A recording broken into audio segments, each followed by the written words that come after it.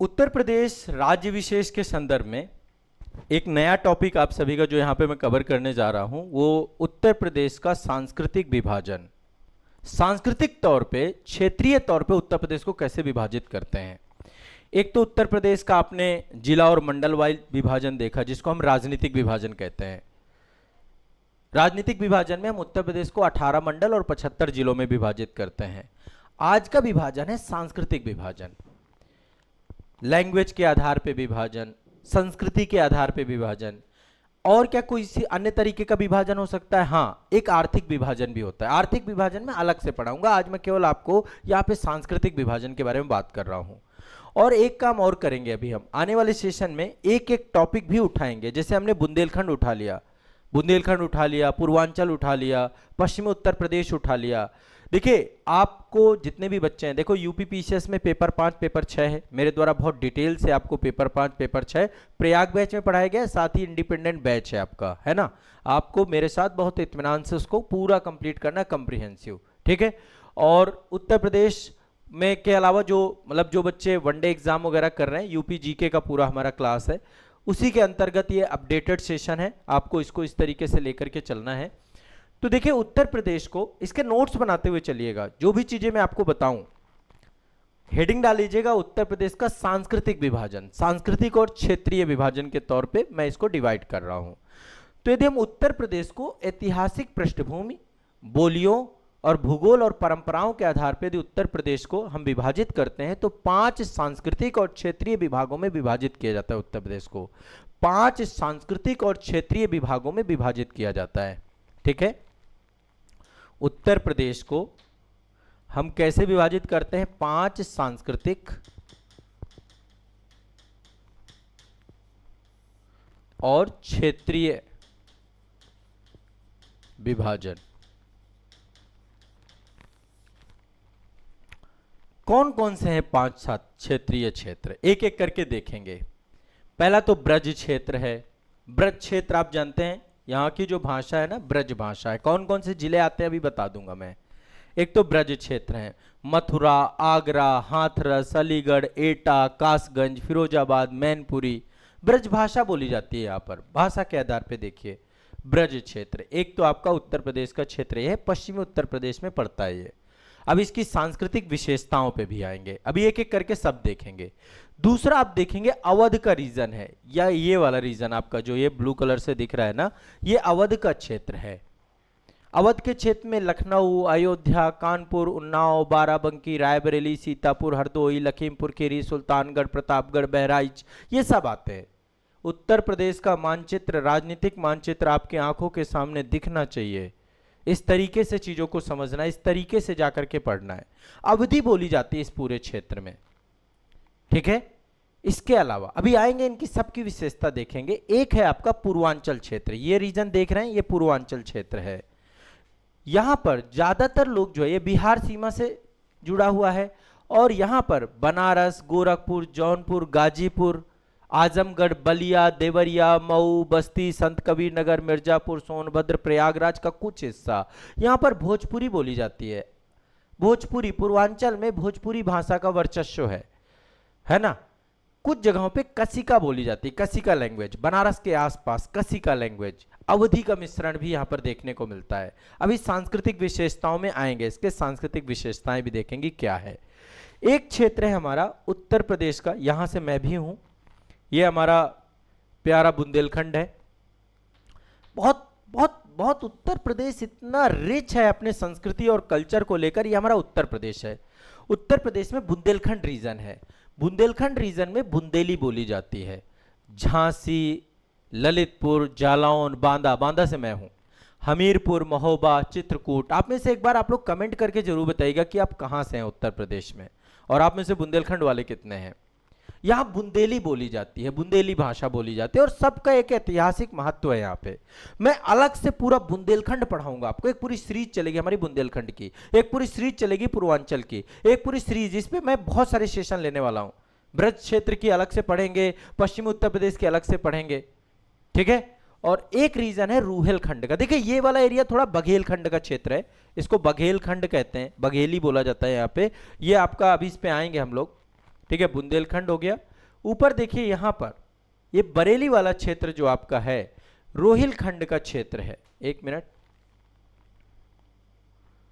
हाँ यहां पर देखिए आप, ये आप देखिए ये आपका है रोहिलखंड का क्षेत्र, ये रीजन आप देख रहे हैं, ये आपका है रोहिलखंड का क्षेत्र। रोहिलखंड पश्चिम उत्तर प्रदेश में ये भी आता है, रोहिलखंड के नाम से जाना जाता है। बरेली, मुरादाबाद, है ना, रामपुर, पीलीभीत, बदायूं, शाहजहांपुर, ये सब रुहेलखंड का क्षेत्र है। और पश्चिम उत्तर प्रदेश अलग है आपका, पश्चिम उत्तर प्रदेश में मेरठ, सहारनपुर, मुजफ्फरनगर, शामली, बागपत, गौतम बुद्ध नगर, ये सब अलग है। तो रुहेलखंड में बरेली, मुरादाबाद, रामपुर, पीलीभीत, बदायूं, शाहजहांपुर, ये सब आपके आते हैं। यहाँ पर खड़ी बोली का ज्यादा उपयोग किया जाता है, आधुनिक हिंदी और उर्दू का बच्चेश्व है, ठीक है, रुहेली कहा जाता है उसे, रुहेलखंड का कुछ प्रभाव है तो यहाँ पे रुहेली। और ये जो पश्चिमी उत्तर प्रदेश है, पश्चिमी उत्तर प्रदेश में भी खड़ी बोली ज्यादातर यूज की जाती है। तो सांस्कृतिक तौर पे उत्तर प्रदेश को मैं 5 भागों में विभाजित कर रहा हूं। ये कुरु प्रदेश है, यहाँ पे कौरवी बोली जाती है, ये भी आपका जो है कौरवी क्षेत्र है।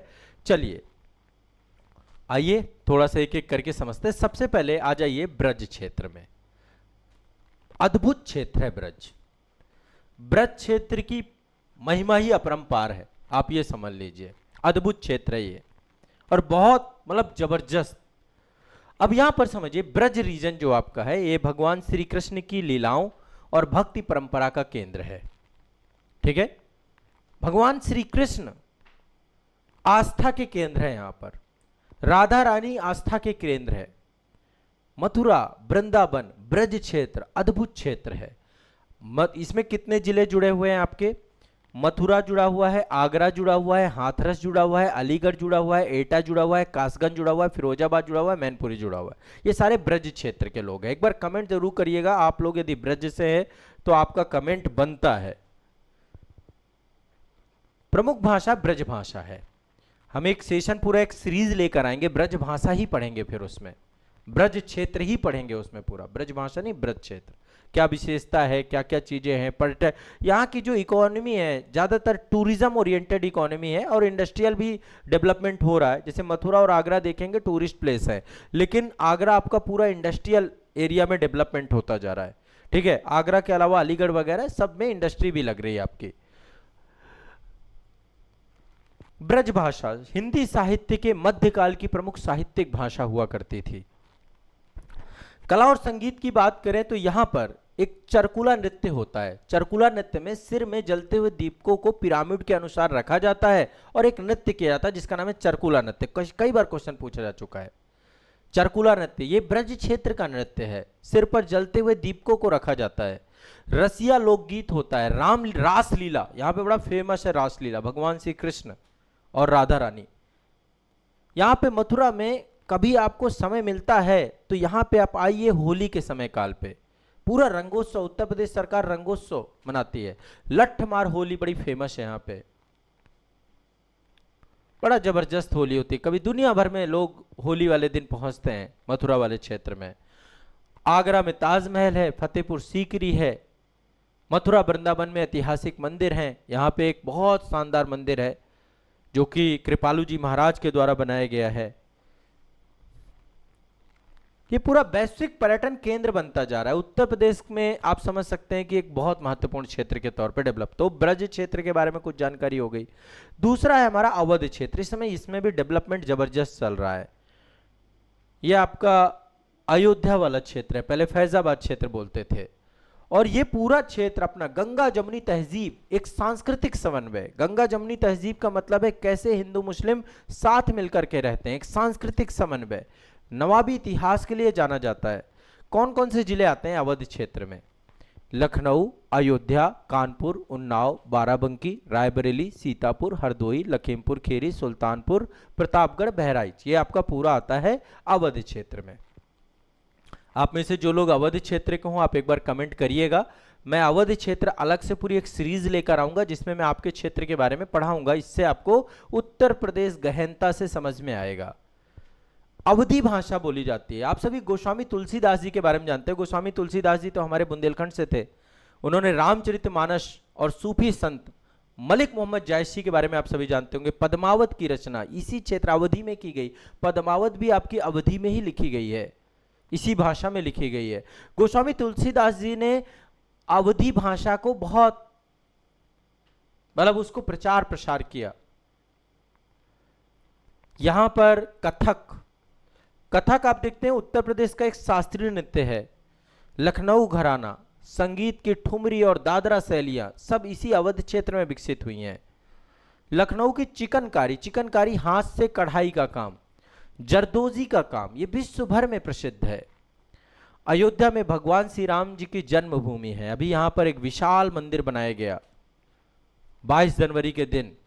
22 जनवरी को एक दूसरी दीपावली का दिन बना दिया गया।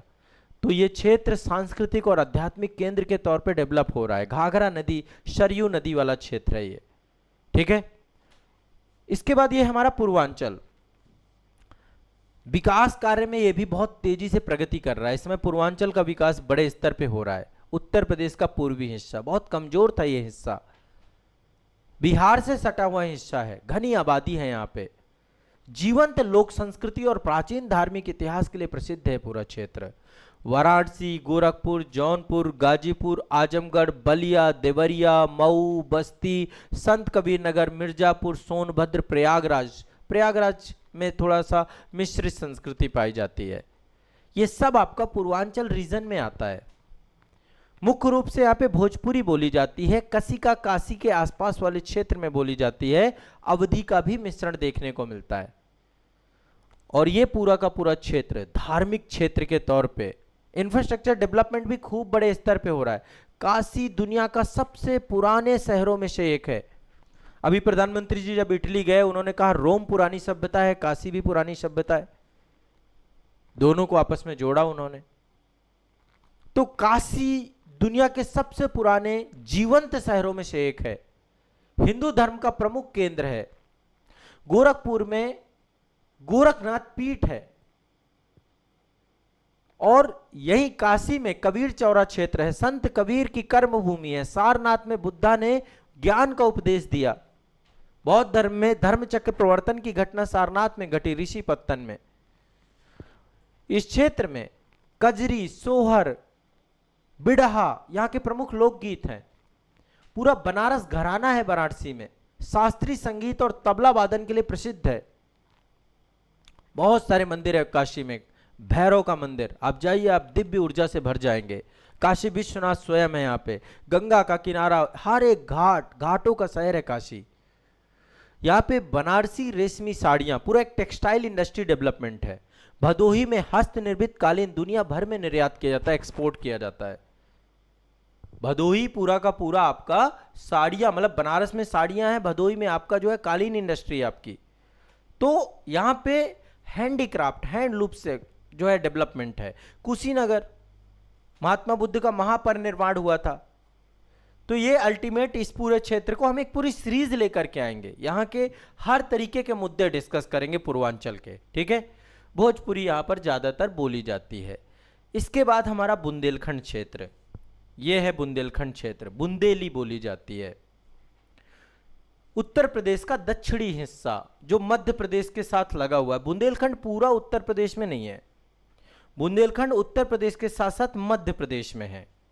और मैं आपको बुंदेलखंड डिटेल से पढ़ाऊंगा, बिल्कुल टेंशन फ्री रहना है मैं आपके साथ। और बुंदेलखंड जबरदस्त तरीके से आप पढ़ाऊंगा। उत्तर प्रदेश राज्य का दक्षिणी भाग पहाड़ी और पठारी क्षेत्र अपनी वीरता और ऐतिहासिक किलों के लिए जाना जाता है। झांसी, ललितपुर, जालौन, बांदा, हमीरपुर, महोबा, चित्रकूट, ये सब आपके जो है बुंदेलखंड क्षेत्र के अंतर्गत आते हैं। बुंदेली बोली जाती है यहाँ पर। रानी लक्ष्मीबाई की वीरता का क्षेत्र है। आला उदल की वीर गाथाओं का क्षेत्र है। आलाखंड, आप महोबा आइए कभी हमारे, मैं बांदा से हूं। बांदा में एक तहसील पड़ती है बबेरू, मैं बबेरू से हूं। लोक नृत्य और संगीत, यहां पे राई नृत्य, मयूर नृत्य कहते हैं, ख्याल नृत्य कहते हैं। यहां पे दीवारी खेली जाती है, पाई डंडा नृत्य बोलते हैं उसे। ये सब लोक जीवन का हिस्सा है। देखो हर जगह पे उत्तर प्रदेश में सांस्कृतिक समन्वय बहुत बड़ा है। चित्रकूट का पावन स्थल है यहाँ पर। चित्रकूट में भगवान श्री राम ने वनवास का सबसे बड़ा हिस्सा बिताया था। झांसी है, यहाँ पे कलिंजर का ऐतिहासिक किला है, टूरिज्म प्लेस भी डेवलप है। लेकिन ये पूरा पठारी क्षेत्र है। अभी यहाँ पर लगातार जो है यहाँ पे भवन निर्माण सामग्री बहुत पाई जाती है। उत्तर प्रदेश में कोई इंडस्ट्री वगैरह डेवलपमेंट नहीं है, एग्रीकल्चर पे जुड़ा हुआ पूरा सोसाइटी है। माइग्रेशन भी बहुत है। यहाँ पे बुंदेलखंड यूनिवर्सिटी है झांसी में आपकी। तो धार्मिक और ऐतिहासिक स्थल के तौर पे बुंदेलखंड पे हम पूरी एक डिटेल सीरीज ला रहे हैं। अभी आप देख रहे हैं इस गर्मी के दिनों में बुंदेलखंड बहुत तप रहा है, तो अभी उस सब पे बात करेंगे, एक एक मुद्दे पे बात करेंगे। बुंदेलखंड का पूरा मैप करेंगे और बुंदेलखंड के काफ़ी सारे जिले, 7 जिले आपके मध्य प्रदेश में हैं, 7 जिले उत्तर प्रदेश में है, टोटल 14 जिले के आसपास बुंदेलखंड है। लंबे समय से मांग चल रही है कि बुंदेलखंड को एक अलग राज्य बना दिया जाए, तो बुंदेलखंड बहुत बढ़िया से पढ़ने वाले हैं हम लोग, ठीक है। यहीं से मैं भी हूँ और उत्तर प्रदेश का हर एक हिस्सा पढ़ाऊंगा मैं आप लोगों को। इसके बाद जो है यहां पर आप देखिए रुहेलखंड का क्षेत्र है, रुहेलखंड का क्षेत्र, रुहेली बोली जाती है यहाँ पे, ये है ना रुहेलखंड का क्षेत्र। रुहेलखंड और पश्चिमी उत्तर प्रदेश, ये पूरा का पूरा देखिए पश्चिमी उत्तर प्रदेश भी है, रुहेलखंड भी है। तो उत्तर प्रदेश का सबसे समृद्ध और औद्योगिक रूप से विकसित हिस्सा है पश्चिमी उत्तर प्रदेश। रुहेलखंड में रोहिल्या पठानों के द्वारा शासन किया गया था, उन्हीं के नाम पे रुहेलखंड नाम पड़ा है। बरेली, मुरादाबाद, रामपुर, पीलीभीत, बदायूं और शाहजहांपुर, ये सब आपका रुहेलखंड में आता है। हम एक डिटेल में सेशन लेंगे जिसमें रुहेलखंड पढ़ेंगे उत्तर प्रदेश का।